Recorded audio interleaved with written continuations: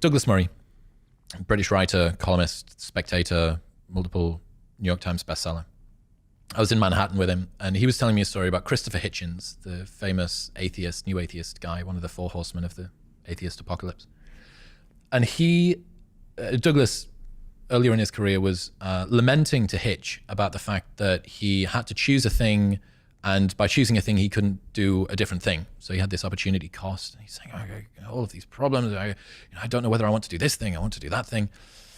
And you can imagine they're probably in some British pub somewhere in Westminster or whatever, and Hitch is probably smoking. He goes, Douglas, in life, we must choose our regrets. And he told me the story, and I thought, that's really interesting. What does he mean, choose our regrets? And I reflected on it so much, and it made me think, well, what I'd always presumed was that in life, the only reason that I had a regret is because I made a suboptimal decision. If only I'd been able to make the perfect decision, I could have ameliorated the regret, and the reason that it's there is because I didn't make the right decision. But when you accept the fact that opportunity cost is baked into the fabric of life, me and you can go to the gym or we can go to the theme park. By going to the gym, we don't go to the theme park. Even if the gym was the right decision to make, we're always going to have the open loop of, I wonder what the theme park was like that day. So I go, oh, that's interesting. Regrets aren't a bug, they're a feature. Regrets are a feature of life, right? They are a natural byproduct of us always being curious about what could have been. And given the fact that opportunity cost exists, they're always going to be there. So, okay, that's interesting. It's kind of liberating, right? Makes you feel less culpable for the suboptimal decision that you made. So, but what does he mean that you have to choose your regrets? What's that? What's the choose bit? Like, well, if you accept the fact that regrets are inevitable, that you're going to do things in your life, even if you choose the right thing, and you're going to consider in retrospect that you wonder what the other thing could have been. If you can't escape regrets, when it comes to making a decision between multiple choices, what you have to look at is not only what thing do I want, but which regret could I live with?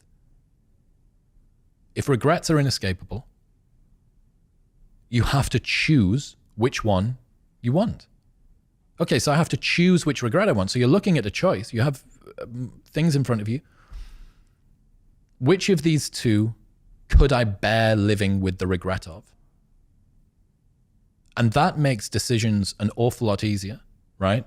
Because it switches us from a place of scarcity and fear about the future, and it helps to project us forward and think, okay, which of these could I not bear myself to live without? The old analogy I used to sometimes talk about with, like, I love waffles, but I love a 6-pack. I'd love to have like a 6-pack or an 8-pack or whatever. I can't have both. The story that I can only have one is what makes either special. Yeah, correct. Waffles, like the 6-pack is only great because it's a story of the waffles I didn't have. Correct. And so I might regret having, but it's because of the scarcity and the nature of us having to make like a finite set of choices in life. That's why 6-packs are, having a 6-pack is so admirable. And it's the same, like, you can't have a world where things are special, where you don't have regret. What makes that socially valuable? There's a social currency to it. Correct. And all it is lines on your stomach. It's a story though. Oh yeah. I mean, this is the thing about people that go to the gym. The physique that you build is attractive, feels good when you're naked and the other person's got their arms wrapped around you or whatever, right? Like that's a big part of it, don't get me wrong. But what it's also a part of is it shows the kind of person that you are to be able to achieve that kind of physique.